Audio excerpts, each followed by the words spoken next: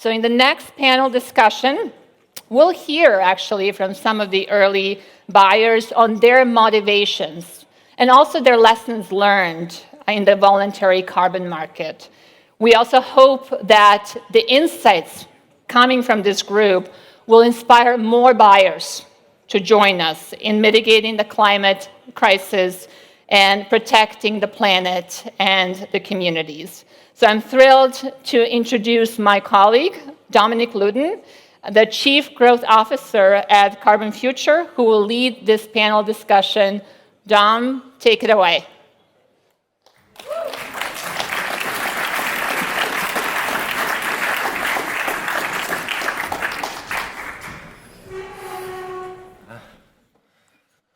All right. Let's get this started, huh? Well, what's a market without demand? What's fledgling technologies without support? They're mere ideas. In this case, the idea, durable carbon removal, is an essential piece in our common fight against climate change. So it gives us great pleasure to actually welcome 4 actors that have been pivotal in making sure that this market moves from idea to reality.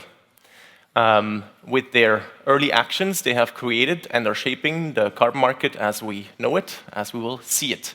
So we're excited to have you here to hear about your experience in the market, maybe challenges that you might have faced or are facing, and then also focus on how can we make sure that actually the market, that more players can come into the market so that we scale the market, we scale technology to the climate significance that we actually need and do that together. And with that, I would love to introduce our wonderful panel. I'll start with you, Ursula. Ursula Finsterwald has been the head of Group Sustainability Management at LGT since 2011, when the position was actually created. In this capacity, she leads corporate sustainability management and drives LGT's sustainability initiatives, including the net zero strategy, with the aim of integrating sustainability and ESG really deep into the core business and also the processes of the organization. She oversees the establishment and maintenance of a common sustainability standard at LGT, leads a team of 5, and advises senior manager and board of trustees.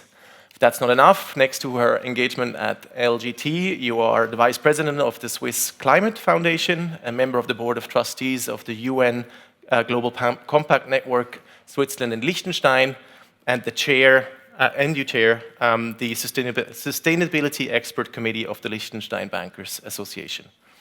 Prior to LGT, you have been a sustainability advisor for a corporate consultancy in Zurich and an economist at the Swiss government at the Federal Office of the Environment, where you've also played a key role in stakeholder dialogue and organizing conferences with organizations such as the World Economic Forum. Nassim, I think you're in the audience as well. Ursula holds a degree in international relations from the University of St. Gallen. Welcome to the panel.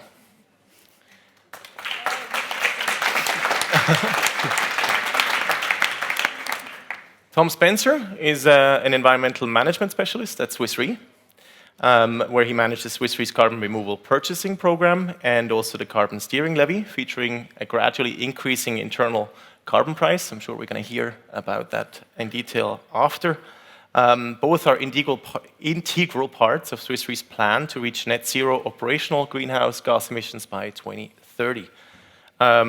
Since 2021, you've been the first kind of long-term contractor and offtake, or the first long-term offtake contract in the CDR with Climeworks. I think also Christoph is in the audience. You have joined the next-gen CDR facility, 5 buyers increasing that are active in the market, and you've partnered with Carbonfuture. Prior to joining Swiss Re, you wrote a comprehensive online educational course about carbon removal. Make sure you check it out. And you have an educational background in earth sciences from the University of Cambridge, then moved to Switzerland and did one on science, technology, and policy from ETH in Zurich. Welcome to the panel.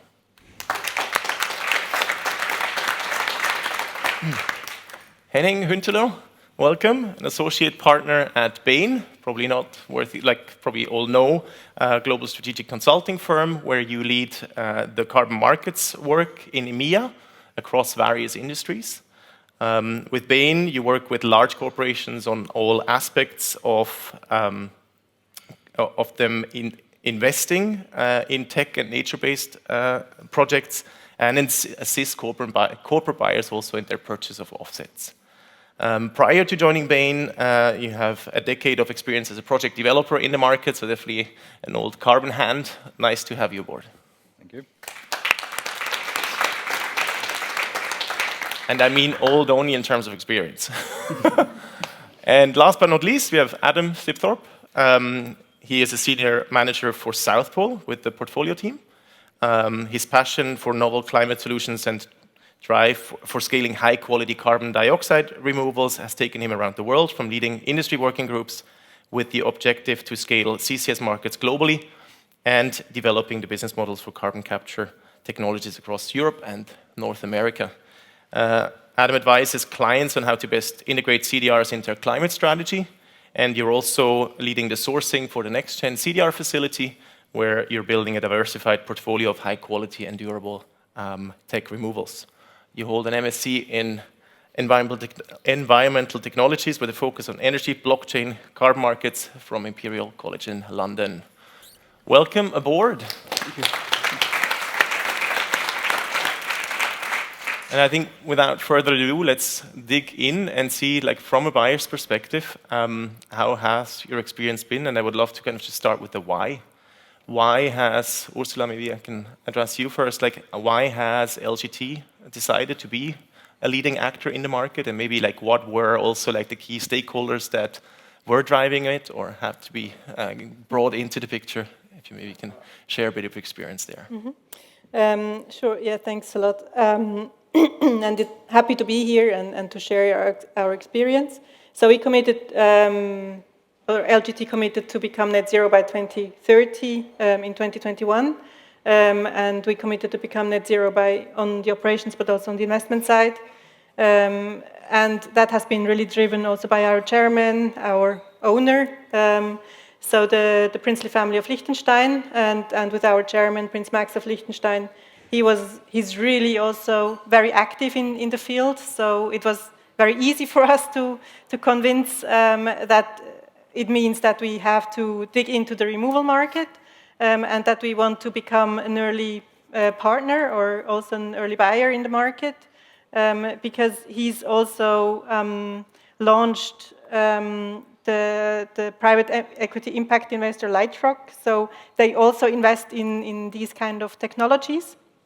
And because of his interest, I think it was very easy to convince him, or we even didn't have to convince him. I think he was very keen to be also an investor in this kind of market. But it doesn't mean that then the next level of management, that they were also so keen to become a buyer in that space.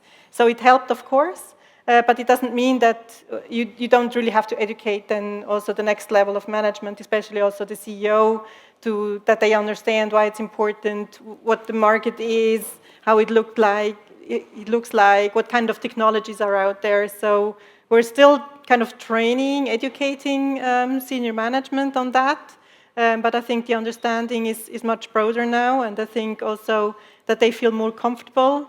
So we have also entered into 2 long-term agreements. Also NextGen is one of them, and also Climeworks is one of them. So that was fairly easy, but now we're starting to really having to develop the strategy. So, and there, of course, then you need management, also management involvement, because it means also that it costs something, and of course, then management also needs to be okay with the costs. Yeah. So a lot of the importance of leadership, and like how leadership also sees the bigger picture. Yeah. Tom, maybe if I pass on to you, how does... Yeah, sure. So Swiss Re, so I'm in the operations part of Swiss Re. So we're handling the basically emissions from buildings and from travel.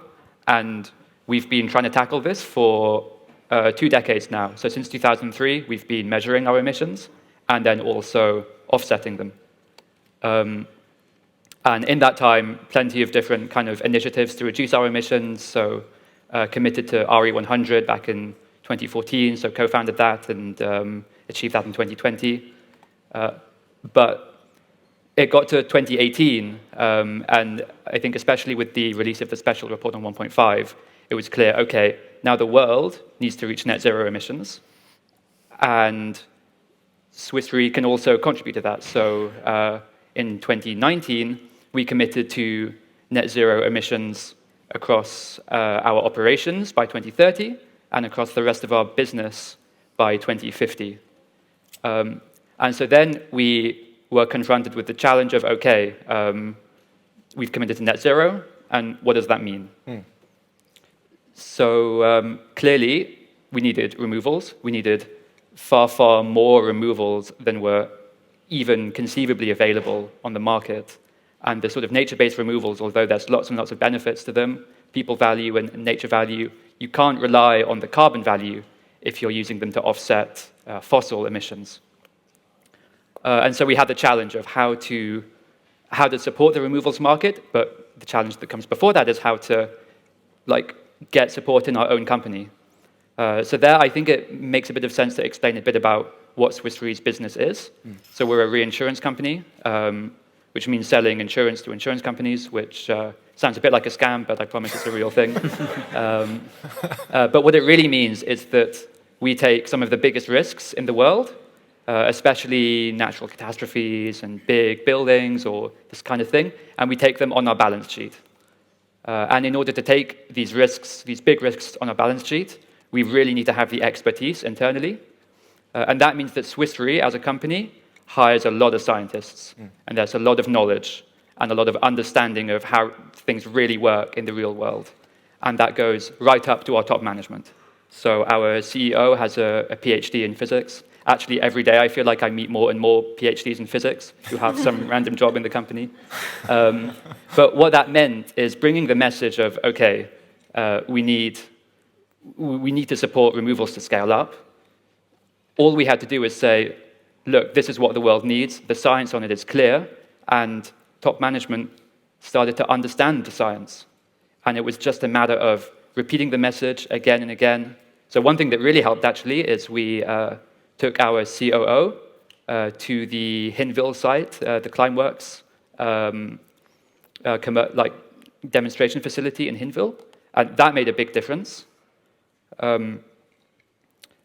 But in the end, so long as we kept on repeating the message and, we knew that the science was clear on it, then it got across. And then in 2021, our CO2 net zero program kind of kicked into effect. And yeah, I can talk a bit more about that later, I think. Wonderful. So there seems to be a bit a theme in terms of really people understanding the message, probably also kind of going see the technology, experience the technologies at hand. Henning, you have a bit two hats almost, right? Bain as a purchaser itself, and then you have a lot of customers that you advise. What's the why there? Why do they get started? And why did Bain get started? Yeah, good question. And I think, well, the two are very closely interlinked. So, I mean, we as Bain started with voluntary carbon markets back in 2011. Since 2011, Bain has been carbon neutral. Back then, admittedly, in a very naive way, like the market was. I mean, you were in the market as well in the early days. It was a very simplistic view of looking at emissions and offsets and the whole system. So that worked for a couple of years. Then, towards the end of the last decade, it became clear this is clearly not where we need to go. The Paris Agreement slowly kind of got operationalized.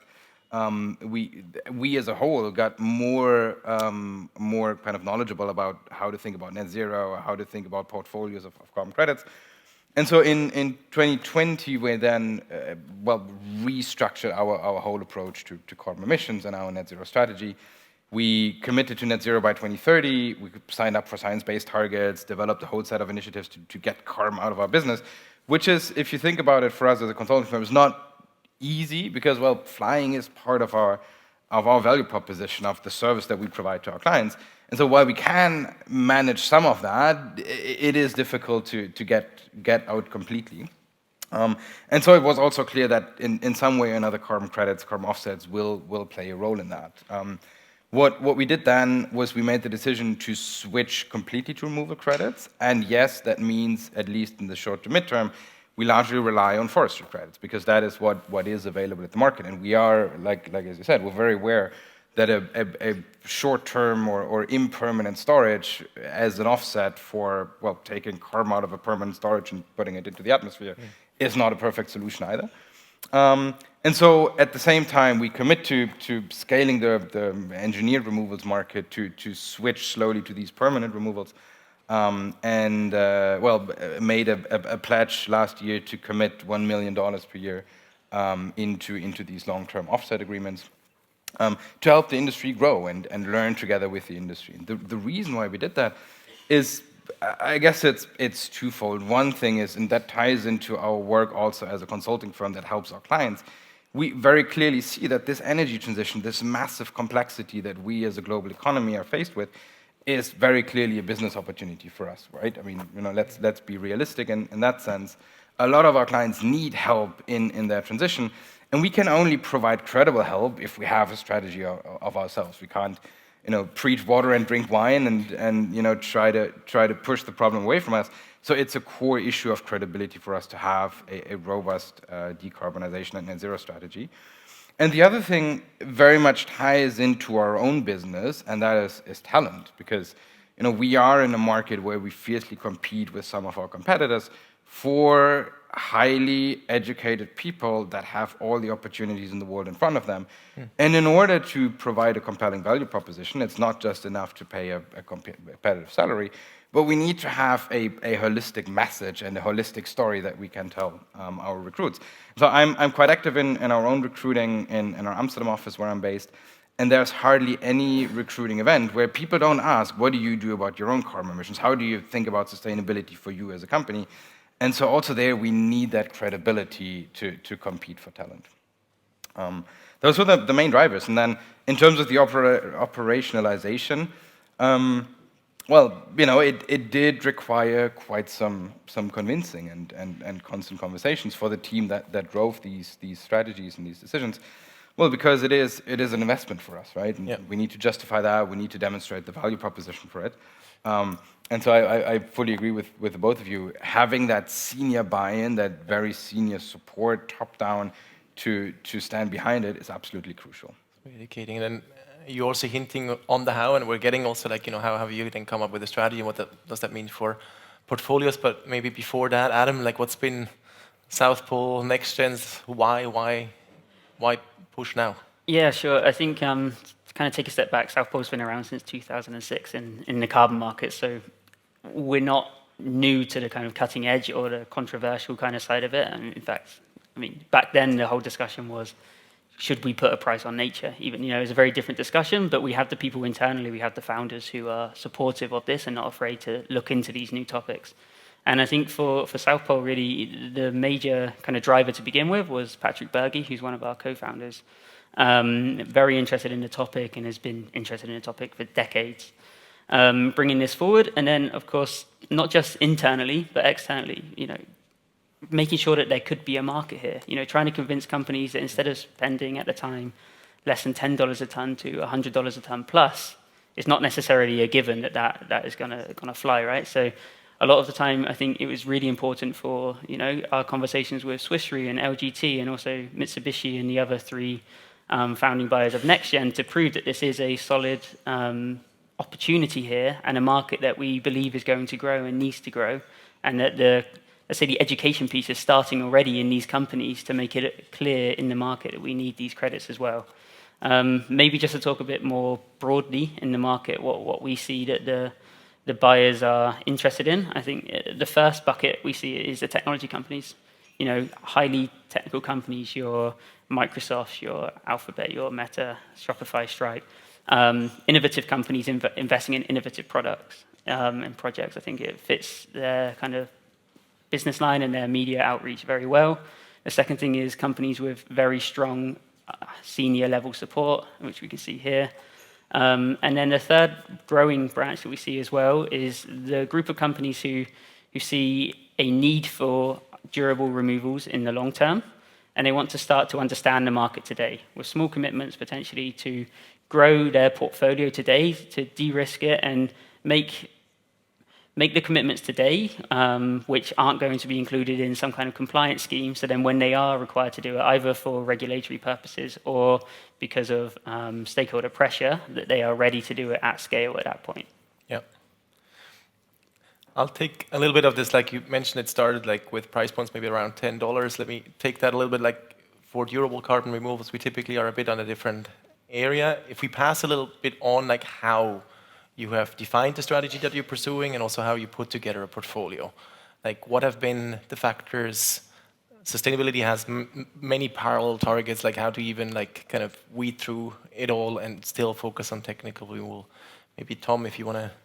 Yeah, sure. Yeah. So yeah, I think what you say about the price is really important. And especially when we were sat back in 2019, 2020, trying to work out our strategy, this was the core question that we started with, is how much are we willing and able to pay per ton of CO2? That was far more important than the volume question. I mean, whether we compensated 100% removals straight away or a bit later or whatever, that's not the key thing. The key thing is really how much are we willing to pay per credit. And yeah, back in 2019, I mean, there was really no market. There was biochar at $50 per ton or something, and there was pretty much nothing else, except for some academic papers which say, okay, maybe this is the range for DAC, maybe this is the range for this or that technology. So we realized we kind of had to just take a stand somewhere.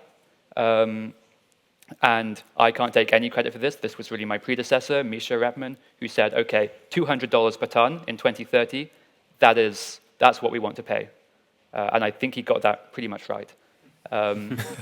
And so what we, thank you, what we have is our carbon steering levy. It's our real internal carbon price. And it ends up at this point of $200 per ton in 2030. During the process of negotiation and getting it through our management, it wasn't going to start at $200 per ton, but we said, okay. Back in 2016, the UN Global Compact made a call to action for corporations to put a triple-digit real internal carbon price. And by 2019, no one had done that. So we said, okay, we'll be the first. And so we said, okay, starting in 2021, we'll be at this $100 per ton level, and that will increase step by step up to this $200 per ton level. And so this real internal carbon price, this funds our compensation portfolio for operations. And the way it works is in 2030, to reach our net zero operations claim, we will have 100% removals and hopefully 100% kind of durable removals in our compensation portfolio. But to start with, we needed to support removals at a bit of a higher price. So in 2021, we had minimum 10% removals in our compensation mix, 20% in 2022, 30% this year, and then that increases, up to this 100% in 2030. Very interesting. So they have a clear internal kind of guidance in that sense. Mm-hmm. Ursula, do you want to speak a bit like how LGT is looking at portfolio composition or like even like, Yeah, so we're still in the midst of discussion on how we put together our portfolio, but we also put together minimum criteria for us because, as we all know, no standard exists there. So we really have to put ourselves the minimum criteria, and it's also, like this morning has already been said, additionality, permanence is of course something, then measurability, the price, the scaling also of the technologies, and also for us the eligibility to net zero. I think this is also important for us, but also the price. So we're still in discussion internally what will also be the blended price we're ready to pay, and then we know how we can put together our portfolio, because I think we have more emissions to put to net zero than you have, because it's also on our investment side. So we really have to put together a whole portfolio of removals. And there we will focus on nature-based solutions, but also technological solutions, because I think only focusing on technological solutions would be, the price would be too high. It's also, we need to be able to fund it. I mean, it will cost us a lot of money. So it's still, we need to be able to fund it. And therefore, I think it's not such an easy discussion internally, but we want to be ready by hopefully like in the third quarter of this year, so that then afterwards we can really go out and start to source, besides the 2 agreements we have already put in place.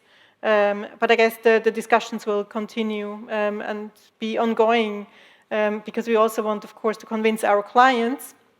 I think it's like Henning also said, I mean, also our clients, we want them that they follow our path, because also we need to also tell them that it's beneficial for them if they invest in low carbon technologies or just low carbon, and then also maybe have a possibility how they can, or like tell them how they can put their portfolio to net zero as well. So it's also, we have also kind of two sides of the story, really making or putting ourselves to net zero, but then also on the client side, helping our clients also, educating them, making sure that they know also the market, or that they can get to know the market as well, so that they can also be, for them, purchaser on the market themselves. Yeah. Yeah. Adam, what should the portfolio look like? Good question. I think from the next-gen perspective, where we started was, how can we scale tech removals today, so then when we really need them in the decades to come, that they are at the scale at that point where we can continue to evolve them to megaton and gigaton scale, as we were discussing this morning. And really the hypothesis that we came with alongside LGT, Swiss Re, and the other buyers is to offer essentially long-term fixed-priced offtake agreements for the projects, backed up by very high credit rating companies, in order to make them more scalable in the short term, either to make them more investable, or if they're large companies, to be able to take that decision internally themselves and to back that up by the guaranteed offtake agreement of NextGen. From there, there's obviously the question, where do you start, which projects? So we have our own eligibility criteria around durability, around project type, but also our whole aim is to scale this market. So there's 3 elements to us. There's accessibility. We need to make sure it's accessible not just to the 5 founding members, but also much more widely than that. And I think that comes down to buyers pools, de-risking the portfolio per individual project that you choose, because we are in a new market. There will be delays in delivery. There will be delays in issuances. The second one is credibility. So how do we ensure that companies are comfortable that they can put their money towards this project and not in a few years' time have someone from the media knocking at their door with an article against them. So this is where we look at third parties in terms of the ICRA endorsed standards and certification, as well as, very important, as we discussed this morning, to assure there's no double counting in this market as well.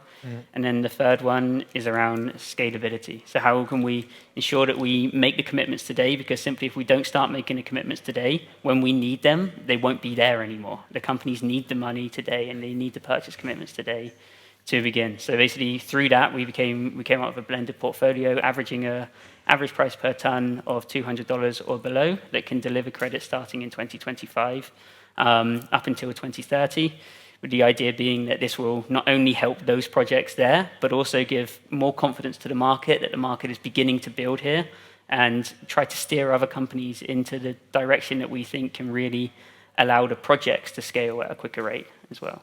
Right. I think that is an important note, that you have to enter into agreements today and not only in 2030 once you need the credits. So I think this is also something that you need to know, because, yeah, as you said, the credits are not there yet, but still you have to already think long term and really enter into these kind of agreements today. If nobody starts filling the shop will be empty 2030. Yeah, definitely. And the price might be also higher at that time. So that's also something to think about. Henning, do you want to add to portfolio composition? Yeah, I'll try to kind of only focus on the things that maybe haven't been said there, because there was a lot of really good points that mirror our experience. I think the one thing that is critical for a lot of the companies that we work with is to not look at CDR or carbon credits as a standalone, one activity that solves all your issues. It needs to start with a science, then an ambition, a pathway to a net zero world, and then a meaningful use of these beyond value chain mitigation tools to then kind of round off the strategy. The one thing maybe when you look at portfolios that we often discuss with some of our clients is there a way for any particular company to even tailor some of their portfolio approaches to create value in that particular context? So to match potentially their emissions footprint with a meaningful portfolio that mirrors that. So for example, you could, in our case, that means as a consulting firm, a lot of our emissions come from flying. That means for us, sustainable aviation fuel is a very important topic, and we are part of SABA, the Alliance to Scale Sustainable Aviation Fuel, because, well, I mean, this matches our emissions footprint, right? And similarly, if you have a huge agricultural supply chain, you might think about, are there particular projects that I can either do myself, that I can support within my value chain, if you have the robust standards behind that, or are they forms of offsets or a CDR kind of service that I procure that somehow match that? So can I work with the farmers to actually build up that supply chain, support a manufacturer of biochar, to actually find that solution and scale myself the activities that help the industry to scale as a whole? Yeah. And that way, you can, as a company, think about ways to actually create a much more consistent story by having a more active role. You can still work with kind of the standard portfolios, perfectly fine. A lot of the portfolios out there are, of course, aligned with the Oxford Principles, and I think that's a certainly a requirement to scale CDR as we move to 2050. But I would recommend tailor it a bit. Think about what you, as a company, as a buyer, what value can you add to the process. Might want to stay with you for a while. We've heard a lot about the growth rate that we need to kind of reach. 2050, we need to get roughly 10 gigaton. We're not quite there yet. The growth rate is higher than compound TikTok. It's insane. That brings us to the topic of obstacles in terms of like scaling. Like what prevents, like what are the obstacles, mindset-wise, technology-wise, that you see that we need to get rid now before I put maybe even the early movers on the spot? Why not like 100,000 per year or like, but like what obstacles do we have to really kind of scale much quicker at this point? Yeah, I mean, well, there are obstacles everywhere you look, right? And I'll focus on the ones that we see on the demand side, and we've discussed the supply side a bit earlier already. But I think what is a huge obstacle, both for us as Bain, but also for many of our clients, is the incredible complexity in the market. Like, I can explain to a CEO in 30 seconds why removals make more sense in the long term than avoidance credits.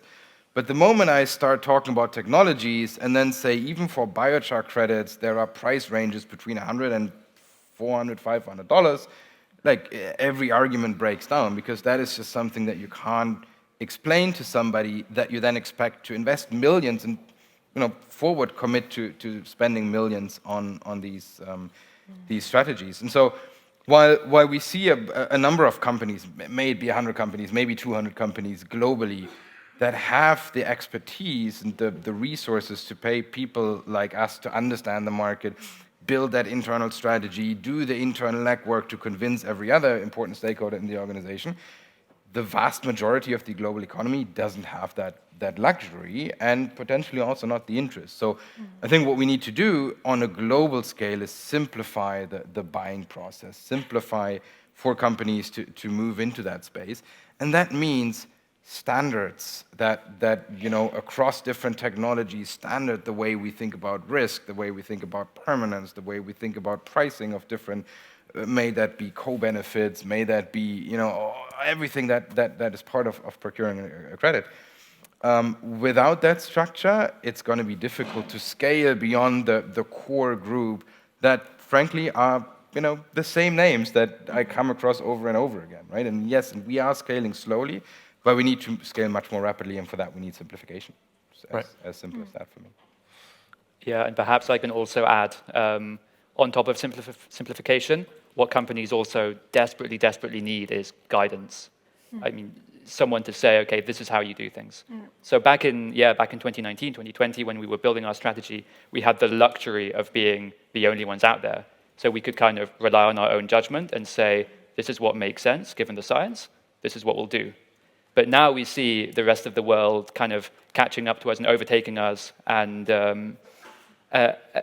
now we find ourselves sort of getting a bit out of line with some practices in the market, but it's still super, super unclear about, okay, how should companies use carbon credits at all, and how to set targets for emissions reduction, and what is the role of removals in the net zero target year, so for neutralization, and what is the role of removals in the lead up to that? I think this is, currently it's pretty difficult, and as attention on all of the whole VCM grows, we're more and more kind of open to accusations of greenwashing, or if we're misunderstood, then there's more risk there. So really, we are kind of hoping and praying that SBTI gets a bit quicker and puts out some guidance, and VCMI and ICVCM and these other voluntary initiatives. So that's really, when we crack that, I think that opens up a whole new swath of companies. Yeah. And maybe I can add as well, I think you also need inspiring leaders. Without inspiring leaders and leaders that really think long term and not only short term, I think we will not move the needle. So I think this is also important, and leaders that really want to take bold actions, because we need bold actions to move the needle, and without that, it will not go anywhere. Besides all what have said, of course. Yeah. Yeah, and just to build on it as well, is what does high quality mean? Yeah. I had a call with a company the other day who we were talking about biochar, and they were saying, okay, what's the price in the market today, whatever. And we were talking about it, and then they said, yeah, but this one I saw this one listed as over $500 a ton, or there was a sale made for $600 and something a ton. Does that mean it's better? I was like, not necessarily. We need to look at quality on a variety of metrics, but also a simple variety of metrics at a standard level, set out by things like SBTI, to be able to have that comfort blanket for companies who don't have the resources, like you were saying, to be able to have a full team to look into this, and they just want to have something that they know that they're not going to get in trouble by backing, essentially. I think the other thing as well is just the mentality shift sometimes removals need. So for tech removals here, a lot of the companies in the room will be asking for long-term offtake agreements, either payment up front or a commitment to buy the first X thousand credits per year from 25 to 26 up to 2035. And that's not really how the wider voluntary carbon market typically works nowadays. Buying credits that have already been issued to claim net neutrality this year. And I think as a market, we all have a part to play to try and change that mentality shift and make the companies understand that by committing to these projects today, you are still having the same level of kind of ambition as other companies, maybe more ambition as other companies on this, but really make it not a competition between different standards and really make it all collaborative. Because if we see the size of the market today versus where it needs to go, there is no competition between any of the players involved at the moment. Right. I'd like to add one point to what you just said, Tom, if I may. Sure. Which is the guidance that I really, really like. We need to, spread the word on how to do it. But I think what is important is when we do that, keep in mind that every industry is different. So we need to have industry-specific guidances, because I think that the work that Microsoft have been doing and Stripe is amazing, and it has propelled the market tremendously. But when I talk to a machine manufacturer or a bank or any other industry, the first reaction is, yeah, we've seen the Microsoft white paper on how to put together a high-quality carbon removal portfolio, but it doesn't work for us because we have a different margin profile, so we might have less money to spend per ton of emissions. We might have a completely different set of carbon footprints underlying, so our levers to actually get carbon out of the business are different, so our starting point for buying credits in the first place is a completely different one. We just are at a completely different spot, and that doesn't work for me. Right. And yes, you might transfer some of the learnings, but already the fact that Microsoft and Stripe are in a different industry is a huge mental barrier for many of the clients that we speak to even try to transfer the lessons for them. And so that is, I think, an important thing for us to work on, to provide industry-specific guidances. And these lighthouse examples, companies like yours, that are doing this fantastic work that we need to showcase as the leaders in this space. Great. I suggest we have a whole room full of market participants, experts, that we open it up for questions. I suggest we do it one by one. So Please raise your hand if you have a question. And I do think we have a microphone passing. Sorry for the plug. All right. Thank you. I'm Cosette from Removement, and we were actually talking about during lunch here that when you are going to purchase futures, there's one thing standing in the way, and that's insurance. I mean, you can probably relate to that. How can we convince buyers to buy something from, well, mostly startups that is not insured? Because the insurance space is still very small and complicated around carbon removal. Tom, I think Sure. So I want to preface this by saying I'm not an insurance expert. That's the other part of the business. And yeah, I mean, it's an important topic. I think there's this bigger question of kind of how should risk be shared in this market, and what kind of risks should you transfer to different parties, and what kinds of risks should remain with the responsible parties. So in the case of if I, as a buyer, am making a forward purchase, so paying now for delivery in 5 years' time, and then I purchase insurance on that, so that if the delivery doesn't happen, I get my original investment back or so, then I have to think kind of, what is this, like, where is the risk now being transferred? And the risk is being transferred to an insurer who actually doesn't really have a handle in making sure that the project is delivered. So in this case, you add this little bit of sort of moral hazard into the situation. It might kind of, in the end, be appropriate. I'm not sure if this is how we should do it, but it might be appropriate to let the delivery risk remain with the investor, so the investor who can have a real, like, detailed look into the project and can assess the team. Is the team capable of delivering? And then can keep that risk on their own books. And so Swiss Re, we have a kind of a strong preference for payment on delivery to make sure that there is this incentive for projects to deliver. And so I recognize that the market is still at this very, very early stage. This is maybe more how the market should look when it's fully mature. So I can also appreciate that in this early stage, we might want to do things differently just to get things off the ground. The other thing maybe to add here, and that doesn't really help you in your argumentation, but I think what the market also requires is a bit of a mindset shift on the buyer side, I believe, because I often compare these CDR projects and technologies essentially to early stage startups. If you think about procuring CDR in the mindset of a venture capitalist that builds up a portfolio of many different companies that they invest in, and a lot of them will not make it. A few will, and those few will balance out the losses that the investor makes on other companies. If you apply a similar mindset here to this market, I feel that gets us much more into this joint learning that we as a market, as a global society, need to get into, where we try out different things, right? We buy a bit of biochar, a bit of weathering, a bit of ocean alkalinity, a bit of sinking macroalgae to the bottom of the seafloor, whatever it is, right? A lot of these different ideas out there, and some will turn out to be great successes, some others won't, and that's perfectly fine. We just need to make this learning experience as a global society. And so I feel, to some extent, buyers need to embrace that risk because, well, we are investing in super immature technologies. That's the nature of the beast. But I think also as a buyer, you can invest a portion of your portfolio really in early stage technologies, and then really have to risk that it doesn't turn out the right way. And then also a portion you can invest in already scaled up technology, so that you know that, okay, there you really get the credits. So I think I would also kind of split the portfolio a little bit.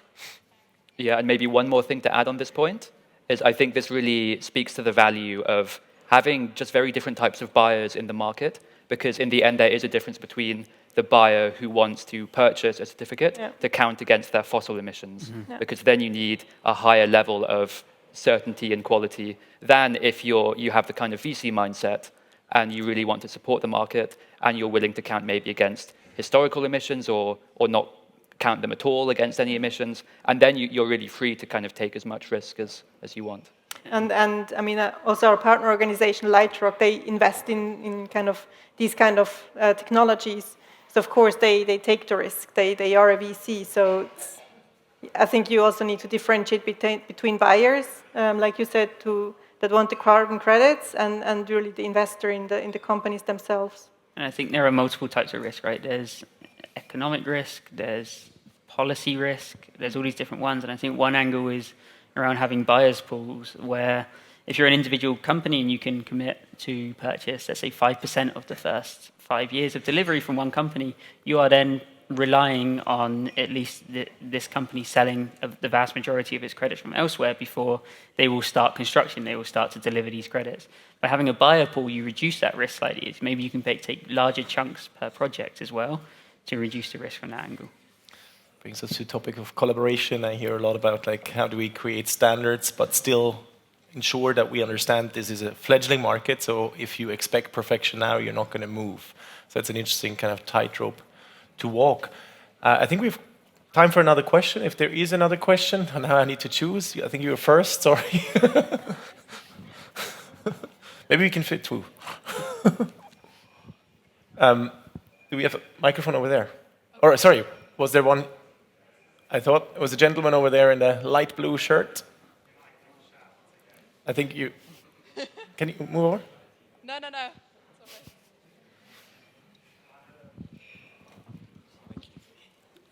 Cool, thanks. Tom, I host a carbon removal podcast. So we're here covering the event today. Thank you so much, guys. I really appreciated the chat just now. And I kind of want to play devil's advocate just slightly. You guys have got really aggressive, compared to most companies, really aggressive plans on investing in carbon removal. And this is obviously a decade where we need to put as much money as we potentially can into this. But at the same time, if you look at Swiss Re's commitment, $200 a ton is amazing, but it's just for operational emissions, which would be 1% of your total kind of emissions, perhaps. Similarly, with Bain, you guys have got £1 million that you're investing each year into this, but I guess compared to your revenue, that would be 0.00 whatever percent. So I guess my question is, are you doing enough to help stimulate the market? Who wants to go first? Maybe I can start because I. All right, sure. I think there was always the case of, and we see this growing in the market, this concept of green hushing, where because the companies involved are getting criticism, they are maybe still doing it but keeping it more quiet. They don't want to broadcast it to the market, which I think actively stops growth in the market from other companies, because then they're like, well, no, none of our partners are doing this, so there's less of a pressure on them to grow it out. I think there's almost the issue of letting perfection get in the way of progress here as well. A lot of the time, I think what I want to get is companies to begin to try and begin to get dip their toes in the water, start to grow this market, start to understand this market as well. And then internally, often, there's a big battle to play to be able to get the internal support you need to be able to grow this into a larger amount as well. So this is just what I'm seeing from my observations from other companies rather than the ones on screen here. But maybe I'll start there. Yeah, thank you, Adam. I mean, are we doing enough to help support the market? I don't know. Are we doing more than other companies? For now, certainly yes. And I think the game here really is kind of how can we unlock support, not just to get one company kind of from this amount to double the amount, because then you're only getting that much more amount, but to really widen the whole scope of the market and to enable many, many more companies to come in and to start supporting. And that's where I think we can really that's where we have the biggest levers to really help support the market. I mean, yeah, fully agree. Look, I think, can we do more? Absolutely. Should we do more? Yes, we should, because it is such an urgent topic. And, just the AR6 release by IPCC 3 weeks ago just underpinned that we need to do everything at once, and we can't discard a single lever, and everybody needs to do more, absolutely. I do agree with Tom that the bigger lever than pushing the companies who are already leading, which is like the 100, 200 companies globally, is broadening that field to every company out there, driving that education. That's, in my perspective, is the much more forceful and impactful lever that will allow us to scale the market at a global scale. But I fully agree with you, and I would love that we would do more. And I only encourage everybody here to lobby their organizations to do more, 100%. I'll try to wrap, and I'll give the last word, obviously, then to you for a key takeaway you want the audience to take along, either from what has been successful, what do you think needs to happen in order to just do that, to get more companies in. If I try to summarize slightly, I mean, this topic of collaboration, like looking at the growth rate, is there one TikTok that is going to reach this thing? No, it's a lot of players that need to act together. So probably reaching out, borrowing a CEO if we can, like just kind of like inspire, educate, make sure we actually understand what can happen. Probably accept to a certain level that we are in a fledgling market. Things can be standards. Yes, we should prefer it, but there's just an area we just don't know. What do we do in areas that we don't know? Kind of, don't we act, or do we act just with transparency, with tracking? Do we try to be as fact-based as possible? Like, that's probably alleyways that we can see. I think there was a lot about like fact-based thing that we just honest, I guess, in our advanced, quick tinkering that we all need in this market. But with that short summary, I would like to just a final takeaway, call to action statement that you would want the audience to go home with today. So for me, I would say companies, possible buyers, they should think long term, so not really short term. I think that is really important. Think long term, so where we have to go to reach the Paris Agreement, I think we really have to think about that and just start small. You don't have to start big and do everything at once like Swiss Re or also Bain. Start with your operational emissions because they're just a small portion. And even though also there are no standards out there, there are no policy guidance out there, just really start. Yeah, I think I could pretty much exactly repeat that. And I could also say it often really just starts with a conversation. So I mean, for especially speaking to if there's any potential buyers in the room, any sustainability professionals in their company who want to push their strategy more towards removals, it just starts with a conversation. And our experience is that the message and the rationale for supporting removals is so strong and it's so backed up by science. And that if you just repeat that and hammer that home and work on that and explain internally, then you will make progress. So it's really just start having the conversations now. And I guess the one other thing I would say is that it doesn't have to be super difficult to start to get involved in this market. It's really good that we're seeing increasing numbers of like portfolio solutions where you can go and you can get a ready-made portfolio. So whether that's NextGen or Frontier or CarbonX or whoever, there's plenty out there by now. So it shouldn't be a huge barrier. Very similar. Don't wait for the perfect solution. Embrace the uncertainty and acknowledge that the market will move on and some of the lessons learned will mean that we made mistakes looking back. Yes, absolutely. But it's too urgent to wait for that perfect solution, so we got to start now. Yep. And I see we're out of time, so I just say accessibility, credibility, scalability. If we don't start now, there won't be a market when we really need it in 2030 and beyond. And just reach out, to me or maybe the other panelists for a conversation. If you're in any way curious about where can you start, just reach out, and we can definitely assist you in any way we can. Can we put the cell phone numbers all up there? Call them. Obviously, mingle. We're all here. Thanks very much for your time, for your sharing. Thank you very much.